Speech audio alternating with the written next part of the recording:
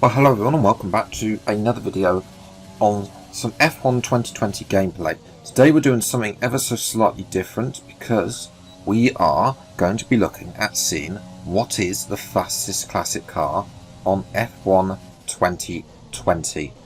We had a go at this in the last game, which in actual fact people like that video actually was quite successful. So we're back here again. We're going to compare the times from last year to see how we're using once again the stock setup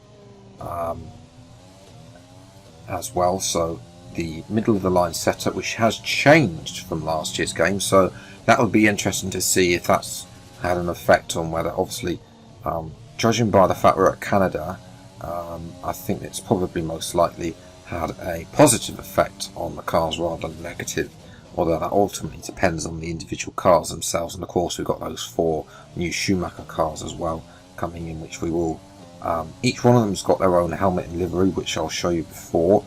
Not the 2004 Ferrari, that hasn't got one unfortunately, but the other 4, the 4 new ones have. But yes, let's see what this banker time, because of course we compare what the current modern F1 car is. This is also an idea of 1:11.6, and I think we did a 12.5, remember rightly, on last year's game. But now we go back in time to 1988.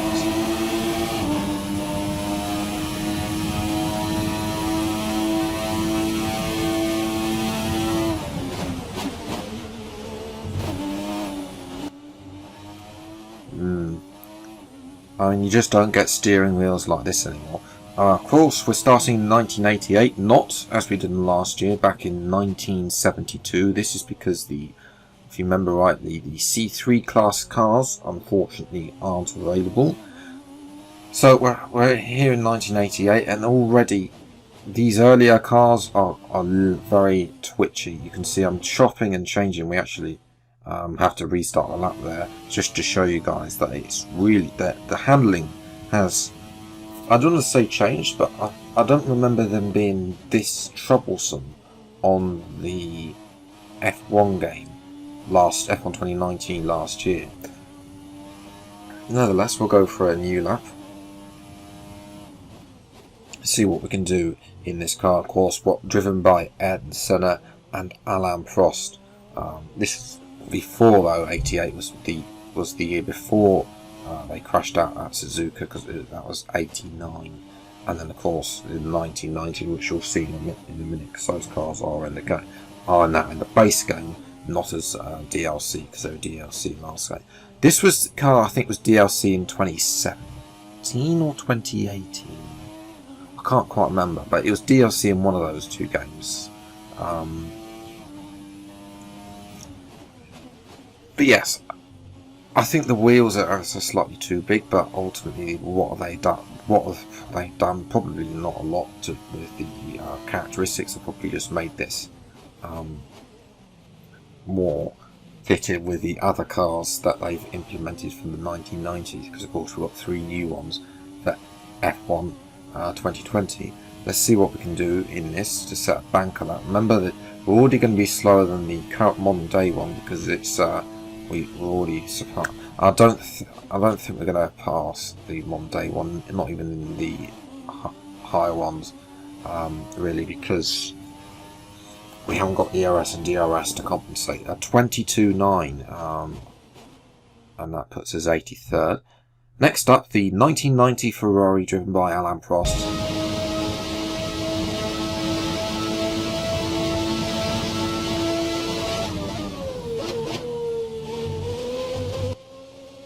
This was the year that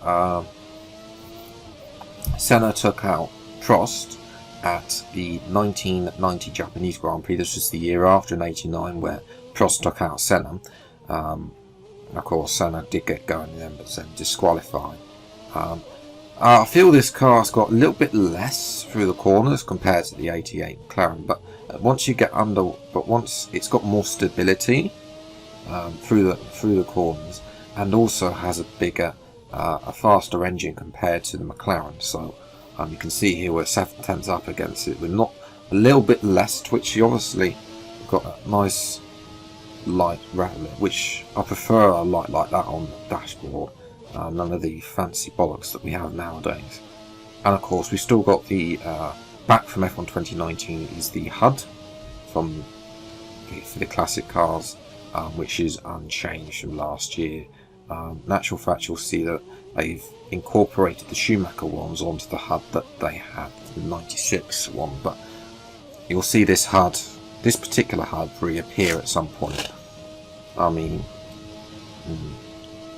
I'm not so sure. Let's see what we can do. Bound back straight, 180 miles an hour, 5/10 up against the. That was a nice final corner. A lot less instability there, and a low 22.2, which is a lot better, which was up to 74th on the grid. And now, of course, 1990 McLaren.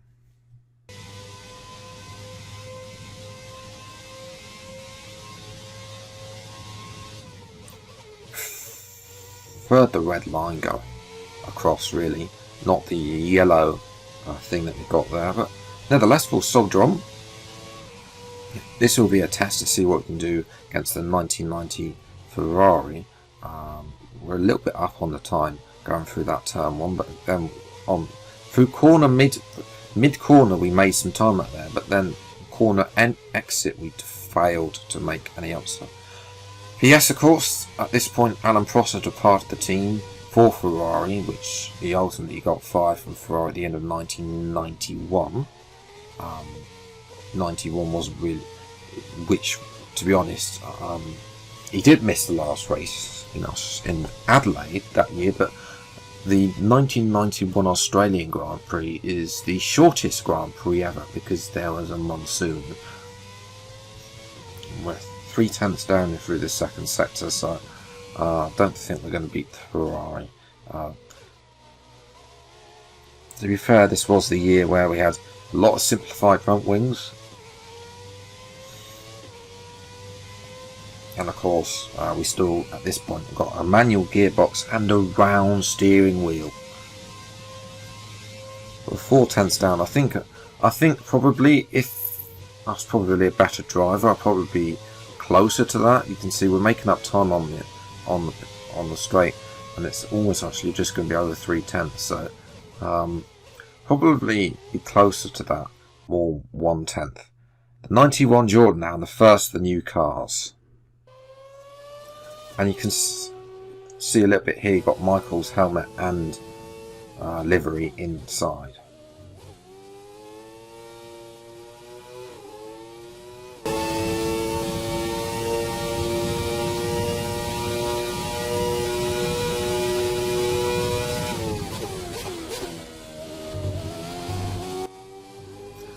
Don't expect this car to be fast at all. We've changed up to the mid-90s HUD, but this car was nothing special, and in actual fact was only ever driven by Schumacher once. When they announced this car, I was a little bit surprised.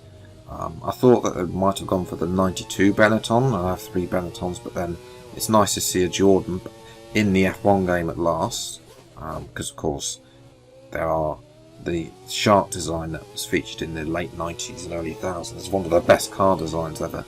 In actual fact, I sat in one of their cars, in that very car, at the 2003 Goodwood.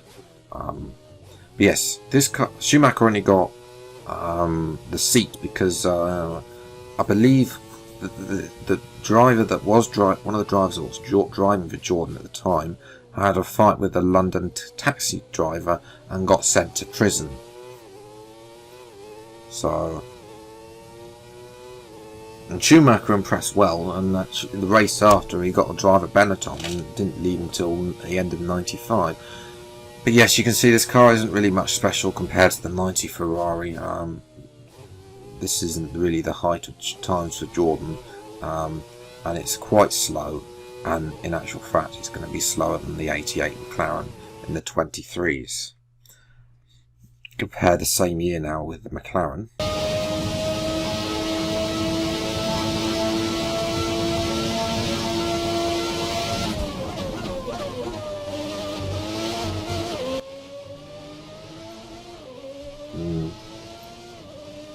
Okay, so this was 91. So Prost had been failing at Ferrari. It was an easy victory for Ayrton Senna, his third and final World Championship. You see here, we're actually up against the 1990 Ferrari. So this one is a little bit less twitchy. The 380s and /90s McLarens, early 90s McLarens, but it's still twitchy, which I don't recall them being like being this less drivable in last year's game. So there's definitely something that's either changed, or it might be that the setup, the new setup for the new default setup, that may not be reacting well to the characteristics of the car. I'm not entirely sure there.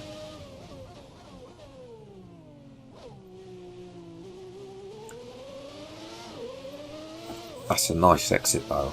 We're only a 10th down as well on the Ferrari. And to be fair, this is bearing in mind that McLaren had Honda power, but Honda power is actually faster than the Ferrari. We're actually going a little bit faster. This might actually be a faster lap than the Ferrari. No, it's not. We ballsed up the chicane, and it's going to be just ever so slightly down, but 18 hundredths down.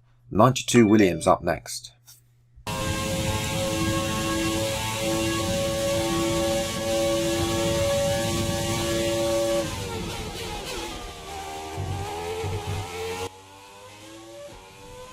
'92 Williams. I remember this car being faster than everything else, than the others like in last year's game.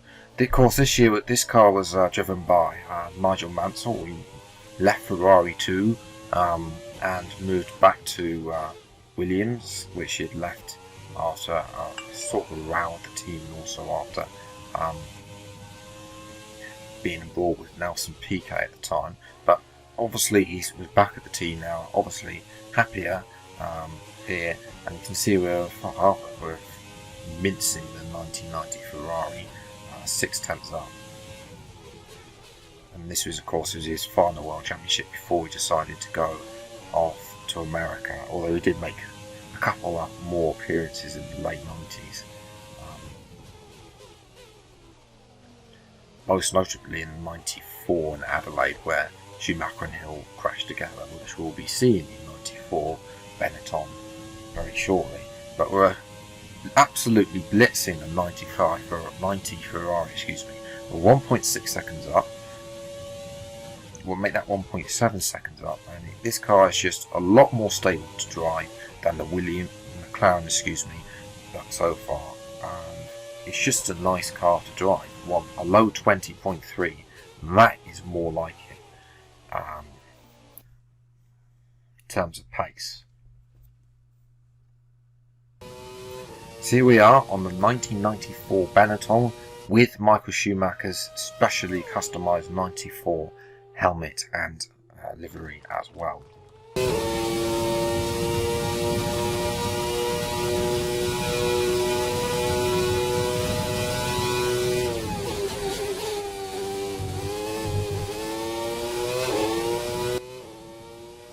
Yeah, 1994 was actually sort of the end of a big era in Formula 1. There used to be like millions of teams on the grid. If you go on Wikipedia on F1 1994, there's like 20 teams that entered the championship that year. But of course, 94 was a big year. Unfortunately, safety had to improve after the tragic death of Ayrton Senna. We're not doing very well for this first sector, but they introduced the pit lane speed limiter amongst other things, and that obviously transgressed throughout the 94 season, where the teams were demanded to recreate their team. But 10th down compared to the 92 Williams, and of course this car was most famous because Michael made a mistake and then took out Damon Hill in Adelaide, and he bombed by default really. Although Hill's teammate in 96, Jack Villeneuve, did get his list's revenge in 97 and Schumacher actually got disqualified from the championship.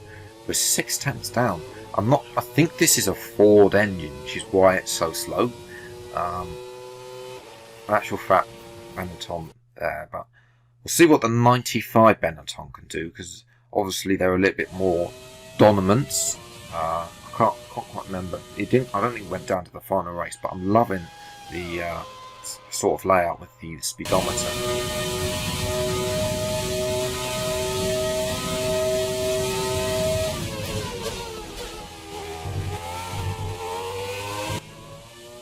That's a nice simple layout. The speedometer, obviously the gears, and then the revs. That's exactly what you need from a car. None of this mini computer that you have here. You can see here we're doing ever so slightly around the same as the 94 Benetton, but obviously this car was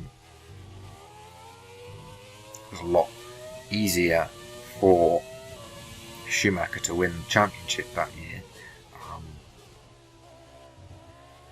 And also, actually, this, unfortunately, obviously one of the cars that Codemasters have removed, classic cars, was the 95 Ferrari. Although Ferrari weren't really that competitive back then, it was only until after this. But that had a V12. I believe this is a V10. Or might, I don't know, because this is the era where there were multiple engine formulas in Formula 1 as opposed to what we have nowadays where everybody runs a V6. Yes, even in 1995 we're still going to be about half a second down compared to the 92 Williams. That car seems to be that we're actually gaining a little bit, so 4 tenths down compared to that. 96 Williams, which is won by Damon Hill.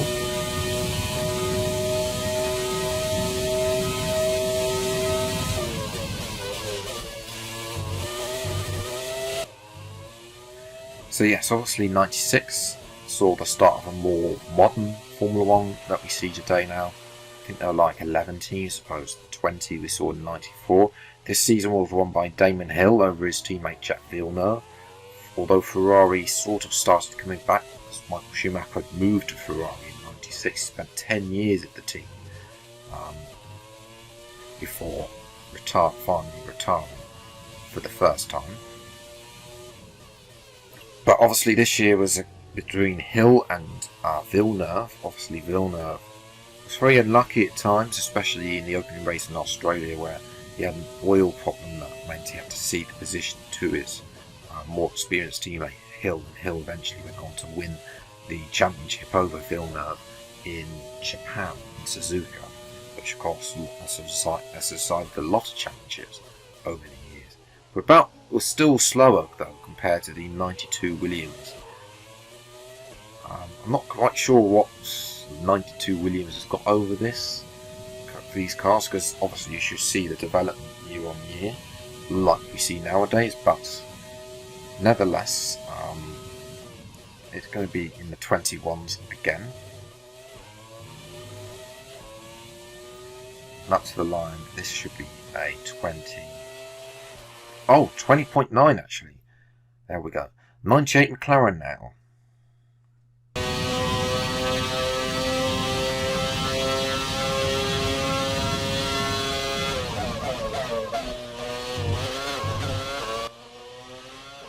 So obviously we've moved on to the grooved era of Formula 1, and also this was the era where refueling as well. So obviously this is the era of motorsport that I grew up on. V10s, groove tyres and refueling. Very different formula compared to what we have nowadays, because of course you'll see later how good the cars are down the straight line. But obviously this was the first McLaren Mercedes to win the championship by Mika Häkkinen. In actual fact, the only time that McLaren actually did win with Mercedes, only won 3 times, considering the fact they did have quite a lot of victories, but they were Some seasons they were second fiddle to Ferrari at this point, but understeering wide, losing time through the hairpin, which is unfortunate. But we do, of course, make up for it down the back straight. We're going to blitz the 92 Williams by at least a second there. So we're into the we're going to be in the 19s. This is definitely the fastest car of the 1990s. The final car of the 1990s. A little bit squiggly on the line, but it's going to be an 8/10 improvement, 1:19.4. The new Ferrari now in the game. And of course, this too has Michael Schumacher's custom helmet on the car as well, along with his livery.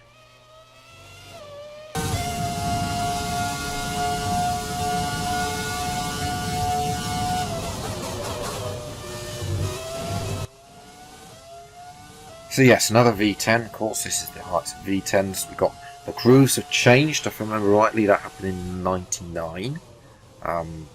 They went from 3 grooves to 4. I think that was to try and slow the cars down a bit, but it didn't really help much because the cars just kept getting faster and faster, which eventually led them to moving towards what we got now with slower engines. We're 5/10 up on compared to that. And we're actually considering the fact that the 98 McLaren has just blitzed everything up. The 2000 Ferrari is going to blitz everybody up as well. But yes, obviously this is the car that provided Schumacher with his first of his 5 World Championships with Ferrari.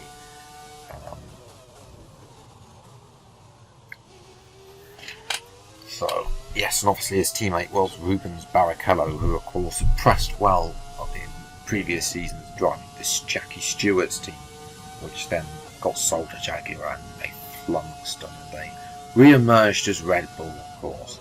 2 seconds a lap faster than Williams the McLaren. In actual fact, it's going to be even more than that, 2.5 seconds up. 16.8. There's just no comparison between those two cars.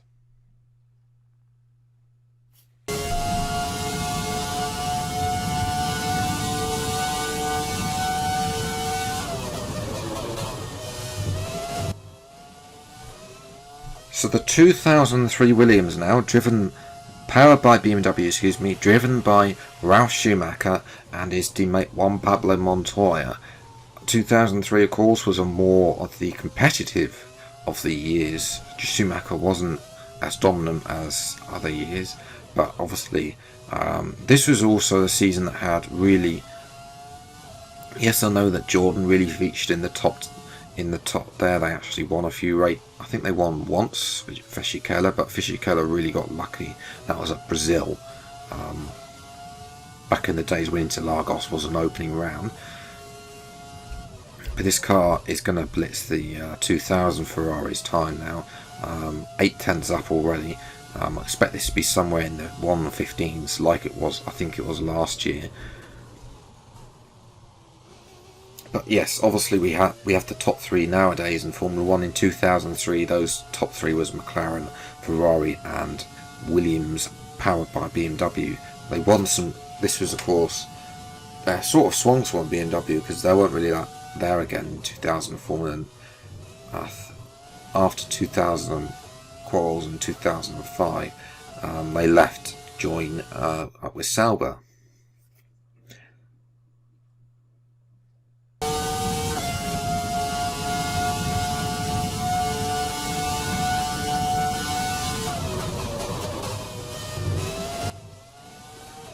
So the 2004 Ferrari, last year's fastest car. Obviously, this is a lot of people still believe this is the fastest car. Well, in this video, we'll have to wait and see. I will expect this to be somewhere in the 1:14s. Ignore the 1:16.8. That's just the time trial has glitched at this point in the video. But nonetheless, obviously, this was the year that Michael Schumacher absolutely dominated to get his 7th and final World Championship. And obviously, one thing to note about this car is this car has actually had a change made from last year. As part of the Schumacher edition, they've added the number 1 to the front of the car, and that's it. Obviously, everything else has unchanged, but we'll wait and see what we can do against there. 16.8 is the time set by the 2000 Ferrari. That was when Time Trial decided to disconnect himself from the servers, so obviously we're up against that. This is definitely going to be in the 114s, or a little bit wide there, a little bit of mistake, but that's cost us about a tenth, but not a lot, not too much time for out there, and that's probably about the best lap we probably could have got out of the Ferrari.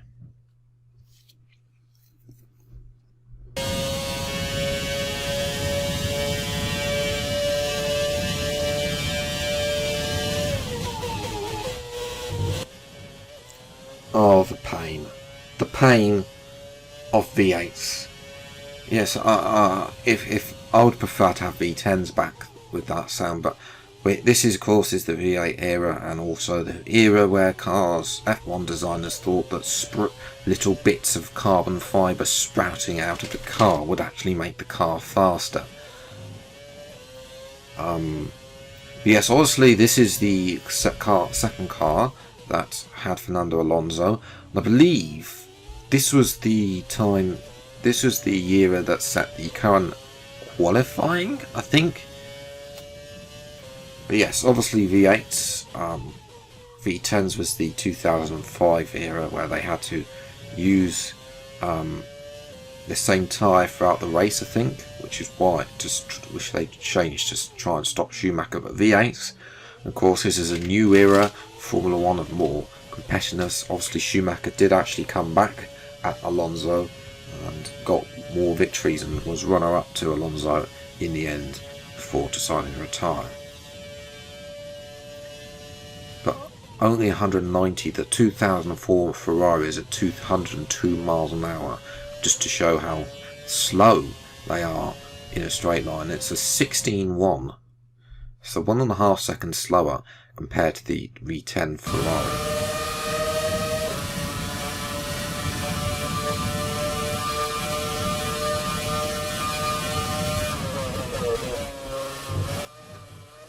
So now we're with Kimi Raikkonen's 2007 winning Ferrari. He won the championship by 1 point, most notably because of the fact there was infighting between McLaren. They eventually got caught spying on Ferrari anyway, and was fined $200 million, I think, or something around that revision, disqualified from the Constructors' Championship as well. And of course, Ron Dennis, of course, was the man who was really responsible for that, along with Martin Whitmarsh. They were the two people in charge of McLaren at the time. It's of course all changed now with Zach Brown in charge, but nevertheless, Raikkonen kept his cool where Alonso and Hamilton were too busy fighting each other, and Raikkonen went on to win by a point in Brazil, which of course was heartbreak for Hamilton in that year. But he actually could have won the championship, but unfortunately he threw it away in China, and where there used to be gravel on the pit entry into China, and basically put in the gravel, beached the car, and was out of the race, where he could have easily got more points. Well, up to the line, it's a 1:16.1, so an improvement there over the 2006 run.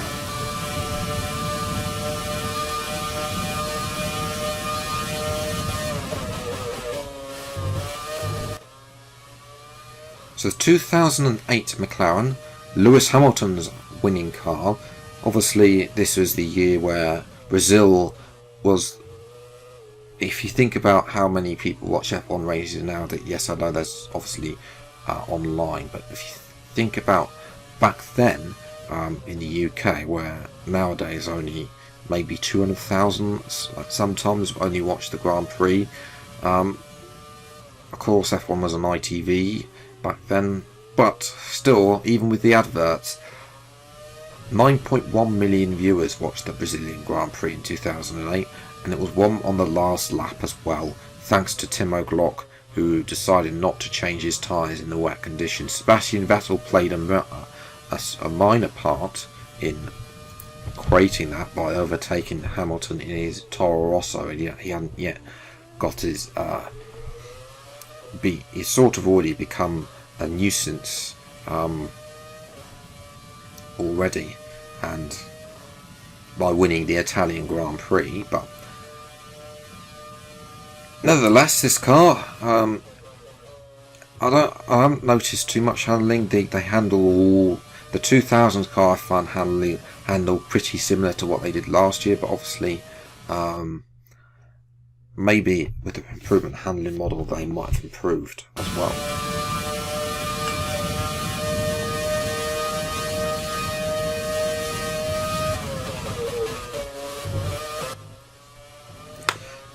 Of course, I think most people know it nowadays, the fairy tale of Brawn, the team that was saved at the 11th hour by Ross Brawn, of course, when Honda decided to pull out by Formula 1, and of course they won the championship with Jenson Button and Rubens Barrichello.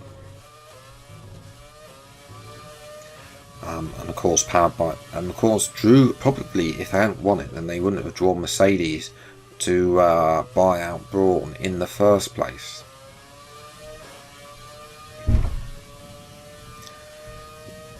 So effectively, Brawn actually laid the foundations for Mercedes to win a lot. But obviously there's regulation changes, of course. I can't remember if refueling went or not at this point, but obviously groove tyres were back at this point as well. And this was the final of the old 8th place finishers point system as well, after what happened in 2008. But Vettel made his comeback, made his appearance for that point for Red Bull, and really was runner-up that year, leading to his 4 championships the following year.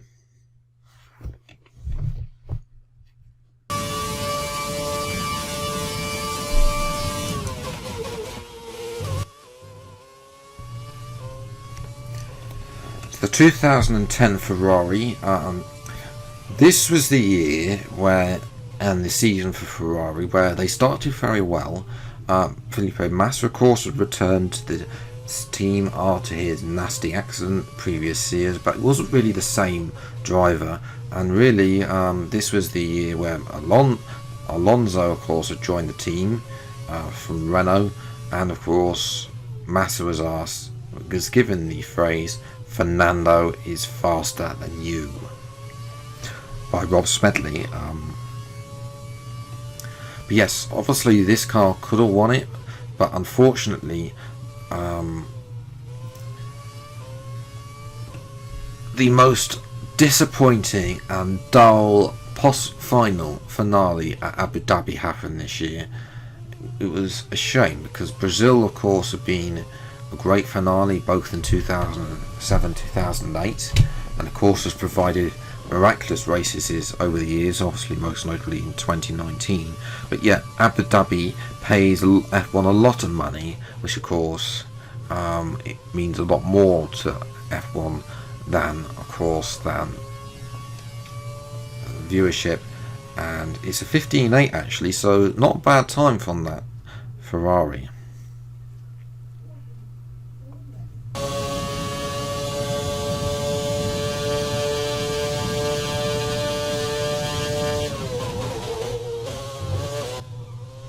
So the 2010 McLaren now, obviously new era in Formula 1, the bits on the side have been cut away, and obviously leaving cars with more of the cleaner bodywork that we know today. But yes, obviously this car didn't manage to do anything, because Button and Hamilton were close, but they got ruled out before the final race at Abu Dhabi that year, which was disappointing. But nevertheless, it was a sign to show that McLaren were still there, and obviously also for McLaren. Jenson Button and Lewis Hamilton were winning races, so to have two, this is probably the last era for McLaren. They have two good drivers. Whether obviously now they got Sainz and Norris, who are pretty good, but the car isn't quite there yet. Obviously, we're hoping that they can get. Obviously, they really got lucky in Austria, but nevertheless, what can we do against the other cars? It seems a little bit slower. 14.8, so they're in the 14s. I don't remember them this fast in last year's game.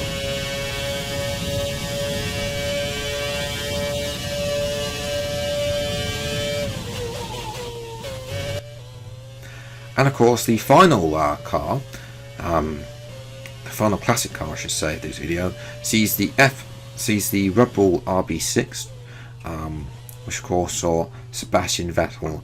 I think he is still the youngest ever world champion in Formula 1.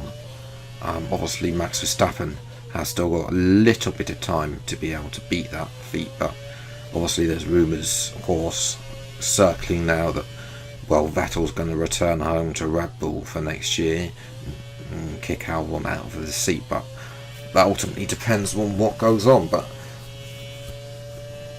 again, this car wasn't really much about, obviously didn't have so much engine power back then, but obviously made up with the fact that Adrian Newey had designed an absolutely fantastic car with his team, and ultimately shoot Sebastian Vettel, although he didn't pretty much lead the entire way until the final race, where I think it was Vitaly Petrov slowed up Weber and Alonso. Hamilton was too far back in the championship to make any difference. But out the final corner to come for this final, it's going to be a 1:49, so there or thereabouts. And of course, we got one last car to go for. It's the 2019 Formula 2 car. Obviously, the 2020 Formula 2 cars aren't available. One thing that they haven't done for this year, you may remember last year they had a revised HUD for Formula 2. They haven't done that for this year. It's just the same HUD, but obviously with the bits that Formula 2 cars don't have compared to Formula 1 cars taken away. So let's see what we can do. Last year's game, I remember the F2 car was slower than all the 1990s cars, so interesting to see if they've amended that for F1 2020, but obviously we'll have to wait and see. And of course, we're driving Nichiru's Sauber car here as well, which I believe Sauber then pulled out of that for some reason. I'm not too sure. I'm not that big of a follower of Formula 2. I take a look at the results every now and again, but other than that, I'm not really a big follower. DRS is coming up here, so we're going to see what we can do. Bearing in mind that most of the V8s weren't even getting close to. You're actually faster than the V8, 192 miles an hour there, which is just slightly. I think the fastest V8 was 189 up to the line, and it's a 20.6. That's definitely, I think that's definitely faster than last year, and that puts us third in the world as well on PC. So yes, here are the full results. I've included the 2019 times as well. Obviously, those four cars haven't got to. Obviously, the modern day F1 and F2, we've driven different cars. But yes, the Brawn is faster than the Ferrari, only ever just. I imagine that the Brawn is definitely more grippier in positions. I've driven both cars again since, and the Brawn is definitely more stable through those corners. Obviously, it's losing half a second a lap on the Ferrari, so obviously at places like Monza, where the straight lines are, maybe even Azerbaijan, if you're in a classic car lobby, you probably want to be driving the 2004 Ferrari. But if you're at places like Monaco, then I recommend the Brawn, because it's definitely fast through the corners. So yes, a little bit of a mistake by me. The Ferrari is probably faster than the Brawn, but it's not a lot. That gap has definitely come down between there. The 2010 cars as well have caught up as well. Obviously not the Ferrari though. I'm not sure why that wasn't really that's the only car in actual fact out of the entire 2010 cars that hasn't actually managed to make a improvement. But yes, and then obviously the V8 cars are made an improvement, although not the McLaren, which is sort of actually one behind its Renault and Ferrari compatriots, and the 2000 Ferrari is slowest of all. And in the 1990s, they were all actually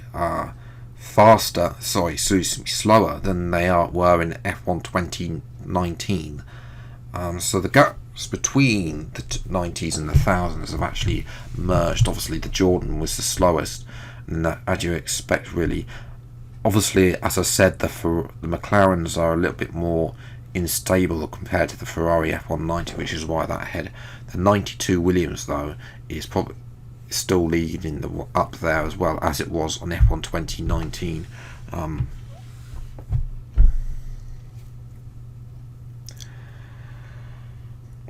But yes, there's not really a lot to say. Most of those have sort of not really changed their order from F1 2019. So I'm going to leave it there. Obviously, as I've said, it's close between the Brawn and the Ferrari. In terms of the 90s cars, they're a little bit more unstable compared to last year. So if you have to drive them, then probably want a bit more wing on them. Just to have that little bit more stability compared to the default setup. That's just my suggestion. That's just my thoughts. I'm no expert on setups. I usually copy somebody else, but that's just my thoughts. If you want to give this a go, then please do. Let me know how you get on in the comments below. But if you're new around here, then please make sure you get subscribed for what is daily Formula 1 content, but is usually a weekly Formula 1 content at the moment. And of course, leave a like as well if you enjoyed the video. But until the next video, time, take care. Thank you so much for watching. Enjoy your day, and goodbye.